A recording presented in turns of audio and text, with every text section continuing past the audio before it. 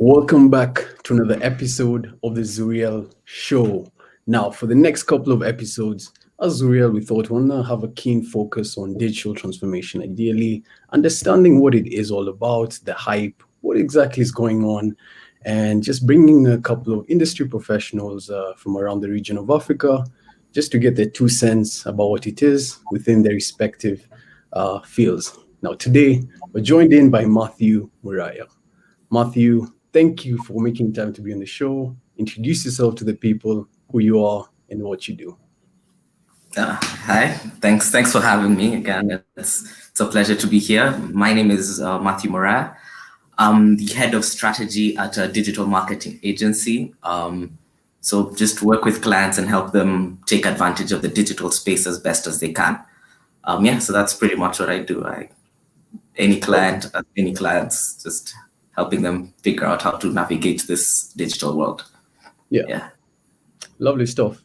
And I forgot to mention in the beginning, today we're having a focus on the impact of digital transformation in the food industry. Now, for those of you who may not know what digital transformation is, what it is all about, don't worry about that. The podcast, ideally, we like to set up our discussions for it just to be a learning process, both for the audience and also for me, in which I get to talk to the guest and just get their 2 cents on different things. So, Matthew, within our podcast, right before we get into the topic of the day, we always like to understand who our guest was in high school. If you could just describe yourself in high school, and did you see yourself doing what you're doing to date? Oh man, wow. Okay, that's an interesting one.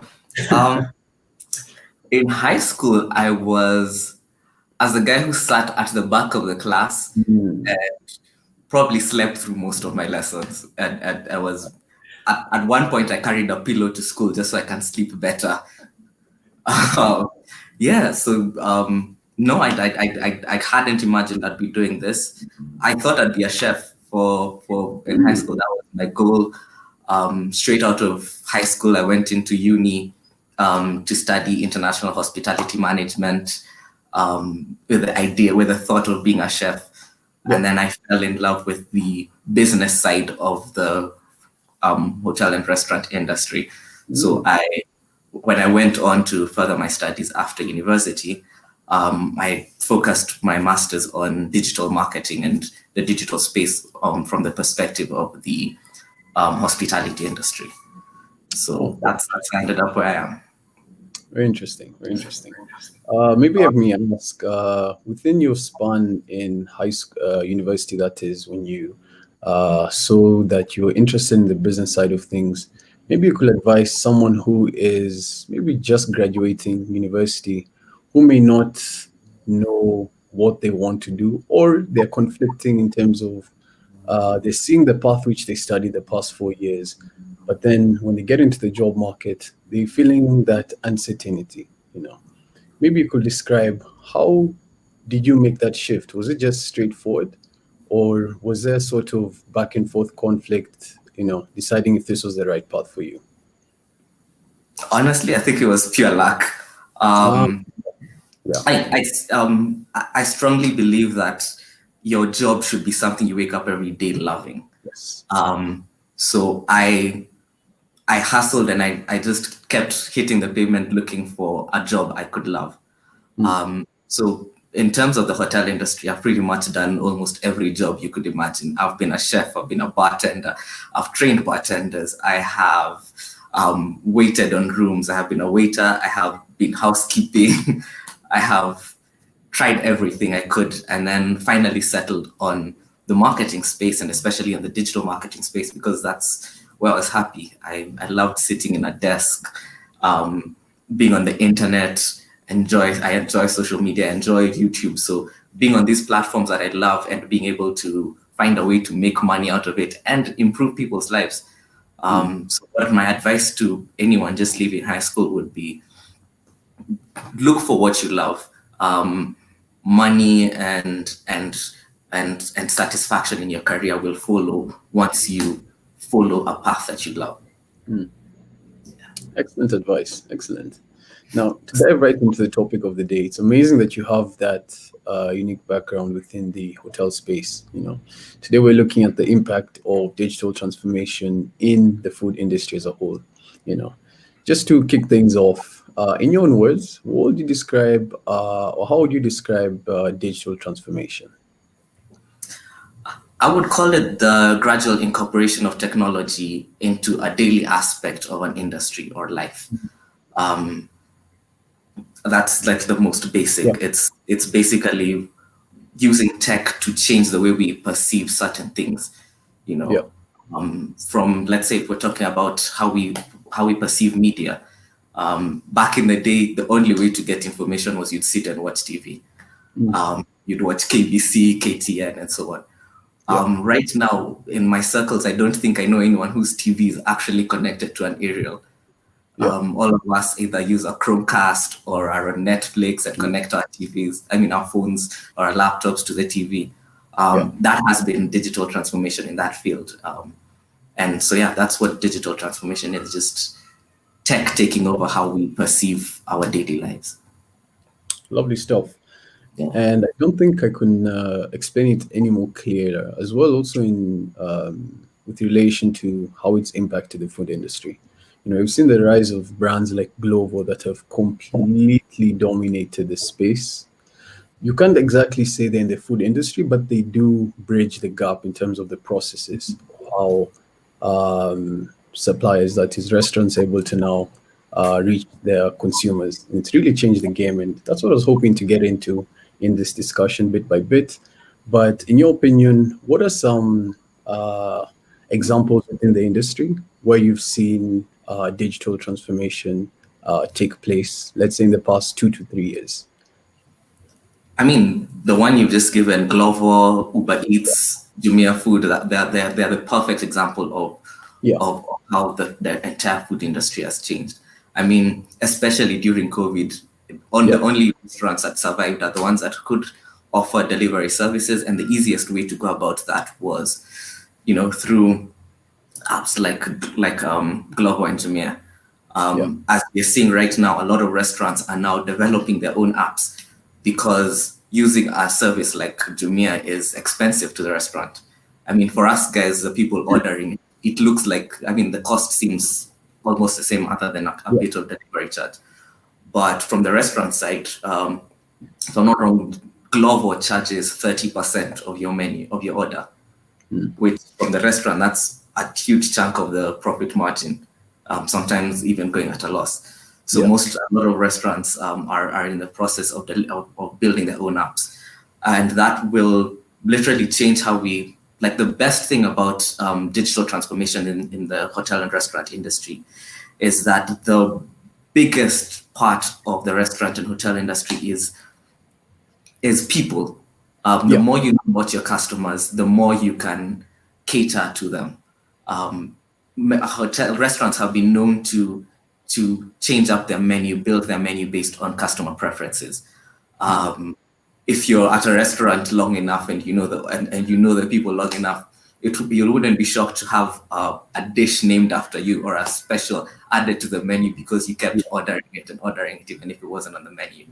yeah, So what this digital space has allowed is for a lot of restaurants are able to get a lot more information about their customers and their customer base. Makes it easier to reach you, makes it easier to customize menu options to your preferences, and just to get to know you better. I mean, there's nothing more like you feel at home when one random Saturday afternoon it's your birthday and your favorite restaurant tells you, open the door, there's someone with cake waiting for you. mm, So yeah, that's the biggest and most amazing thing about mm, what this digital transformation is doing to restaurant industry. In a few years, we'll probably see a lot more things like AI changing up the game. mm. Hilton and Crown Plaza around the world have already started rolling out robot concierges. But I think What's a robot concierge? Maybe also for me, I also don't know, and maybe someone in the audience as well who may not be familiar with that.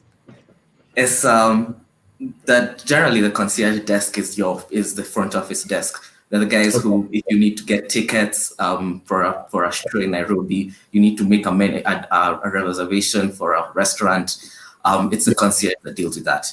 So now Hilton and Crown Plaza around the world are rolling them out so that you can use an app from the restaurant, I mean, from your hotel room to book with the robot concierge. So if you're at Hilton in town and you want to go see a movie, the robot concierge will be able to find you the best movie, book for you a ticket, and organize transport for you. Yeah. So I think that's one of the things we're definitely looking out for. Then you've got prep kitchens becoming bigger, more important things in terms of the industry. Take, for example, Nyama Mama or Java. The Mm. kitchens they have on site are just your finishing kitchen. So Yeah. the tech space allows for them to use one giant central kitchen and then be able to engineer the menu so that all they do is they send out half complete dishes and meals, and then at your favorite Java, they'll just do the finishing cooking. So I think those are the biggest trends when it comes to what the digital transformation is doing for the restaurant industry. Wow. I Yeah. like the approach you took, looking at it both from the process as well on the personal level, reaching people. It's very interesting that you mentioned that, reaching people, because one of the key things that I've seen as well, startups, is when I say we, I'm just talking as a startup, is they, I'd say they don't really know how to identify their target audience. And I had a discussion with Caroline Murberry. She was a previous guest on my podcast, as we're talking about product marketing within the digital age. And it's interesting how, as we're talking about the transformation as a whole, you see on pages like Instagram and Facebook, the type of content that people are producing nowadays is the gateway in order for you to stay ahead and survive. Because it's no longer just as much as, yes, good food speaks for itself, and I believe that 100%. And I'm sure you can tell me more about that. Okay. Uh, because you can find someone has a catering business and they started out maybe the first 3 to 4 clients by family and friends, and then from there word of mouth just grew. But also businesses that are taking advantage of you may call it the underpriced attention of Facebook and Instagram, the ability for you to reach your customers at such a minimal level through creative ads and posts. That's another way in which I think also we can just touch on it in terms of what are some brands, maybe let me just ask it like that to provide structure. What are some brands that you can see locally in Nairobi or in East Africa or wide Africa that you can see really creating great content when it comes to the restaurant space? Well, personally, I'm partial to what NSUPI do. They have a really eclectic collection of content. Mm. Um, it's always fascinating to see what they do. You've Yeah, got Hero, that is in near Village Market, a trademark, and their entire space just lends itself to digital content. They built it just to be visually appealing, and they have amazing food. And yeah, just that excellence is something you can see throughout everything they put out. yeah. Then there's approaches like what's it called, Honey and Dow. Yes. Oh, yeah. One. That was, Yeah. I mean, let's be honest, it was built for Instagram. That entire space was 100%. designed Yeah. for the gram. Mm. Yeah, and then About Time restaurant, who are not super aggressive online, but they have such a niche following that their Mm. Instagram page and the way they communicate with people just feels like home. You feel like part of the family and once you walk into About Time, everyone Yeah. from the bartenders to the waiters to the owner Deborah, make you feel like you're coming home to a nice home cooked meal. So yeah, I think those are some of the brands that I see online that are in the restaurant space that are killing it. Lovely, lovely. And maybe to just wrap up that particular section, let's say there's a marketer or a startup or just a restaurant owner within the space, what advice, maybe just from the top of your head, would you give them to, let's say, take advantage, look at it from a marketing point of view, and they're looking to, let's say, begin creating content. They have this restaurant and it does well, and however, they're looking to really take advantage now of creative content. What steps would you advise them to focus on creating impactful content? That is. I'd basically tell them to shoot everything. Mm, What yes. people are most interested in, especially from restaurants, is authenticity. Nice. Um, Yes. a lot of the go-to most people would assume is that you want really well curated content, but Mm, in truth, people just want to see everything. They wanna be part of your process. mm, Everything from the sourcing of foods to how you do your meal preps to final presentation to meeting the team at the restaurant. They want to have experienced the space before they walk in. Um, mm. I would definitely stay away from running advertisements until you've gotten that basic foundation down, and then Interesting. maybe only spending to run advertisements online when you've got big promotions happening. Yeah. Um, yeah, that's what I'd advise a restaurant. Very, very solid advice. Very solid advice. I'll definitely clip this. That has to go out on our digital platforms. Excellent, excellent. Yeah, as we get to the very last question of the day, as we wrap up. And okay, before we get to maybe the last question, as we now jump off from digital transformation, let's just talk about the future. Now, you mentioned something I was hoping to cover as well, which is the role of machine intelligence and artificial learning. How do you see, the impact of machine learning and artificial intelligence in improving the food industry, let's say in the next couple of years? I really like how you talked about personalization. So maybe they can touch more on that, or yeah, what else you have to say regarding that side of things? Um, the thing about how people experience restaurants is they want a unique, personalized experience like everybody else, which is a weird way of putting it. But that's what people want. They want a great experience, and they want to know that they're going to have a good, consistent experience, and that everyone will Mm, have a good, consistent experience at the restaurant. But they also want their experience to be mm, personalized to them. So mm, what machine learning does is it allows for restaurants to be able to figure out what the perfect experience for you would be. And with that kind of information, um, the options are either A, to create a custom service specifically for you. So custom packaging for delivery of products, um, custom menu options, custom design for the menu options, or to create what is called a modular package. So mm. they've got a bunch of different package offerings, and then how they combine them is based on your preferences. So I think Wow. that's the biggest thing that AI and machine learning will do for Yeah. restaurant industry. Soon, I mean, it's now stepping away directly from the restaurant industry, now going to delivery. I mean, there will come a time when delivery will no longer require a border guy to be the one doing the actual deliveries. Um, as we as human beings keep developing, we keep trying to find ways to cut ourselves out of the jobs. So we're always trying to pass it on to tech. So Yeah. yeah, so like delivery will be one of the things that will probably be handled by machines. Pickup will be handled by machines. So like if you're going to a KFC going through the drive-through, you might never speak to a human. It'll just be through a window. You find the box already pre-packed for you by machines. So I think Hmm. that those are the kinds of things we Yeah. expect to see from AI and machine learning. Yeah. Honestly, if you gave that answer 10 years ago, someone would think you're absurd. Okay, okay, maybe 10, okay, 20 years ago, someone would think, what are you talking about?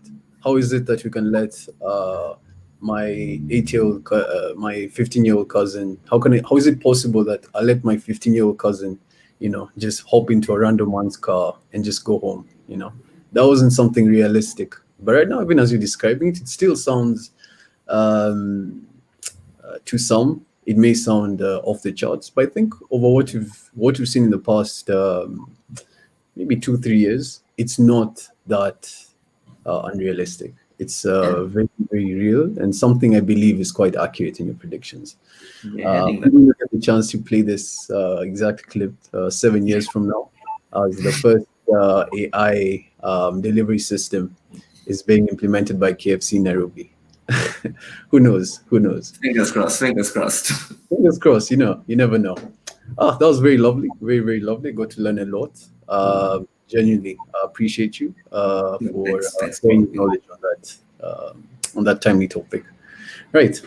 So, for the very final question of the day, we like to have this exact same question for all our audience members, in which is, for all our guests, that is. And the question simply is, what is one piece of advice that you would give to your 20-year-old self if you had the opportunity to travel back in time and give him a phone call, or simply, yes, have that conversation? Ooh, okay, cool. You can take your time. I think I'd tell him it's never that serious. It's okay to not know where you're going. Just keep trying things until you find what you love, and Yeah, you'll be fine. I think that's in both career wise, personally, that would be my advice to your younger self. very good advice. Oh, lovely. Lovely stuff. And I think that's something I'm pretty sure someone within that age bracket, just like myself, can relate with. Also, I believe anybody at any level, when you look back, it's something that you can reevaluate and join the dots. I really thank you for sharing your expertise, spending time with us, Matthew. It's been an absolute pleasure. I've had so much fun on this very first segment, if you may call it, of the digital transformation series. Now, how can the people follow you, or follow your journey? What social media would you like to um, allow the people to get in touch with you? Um, I mean, I'm Matt Muraya on LinkedIn and Instagram.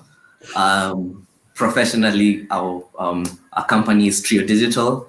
We're on LinkedIn, Instagram, Facebook, Twitter. Yes, catch me there. Lovely, lovely. It's been the very end of the Zuriel podcast. You heard it first, and this is the very first episode, as I've mentioned twice now, of the digital transformation series, where we try to understand exactly what digital transformation is about, and we have different thought leaders and professional industry professionals from around the region. This has been episode 29. It's been an absolute pleasure, Matthew, once again, hosting Thank you. you. Yeah, completely. And for the audience members, if you enjoyed this episode, be sure to drop a like below, subscribe, and share this episode with a friend of yours or a family member. That is all. Have a good one. Goodbye. See ya.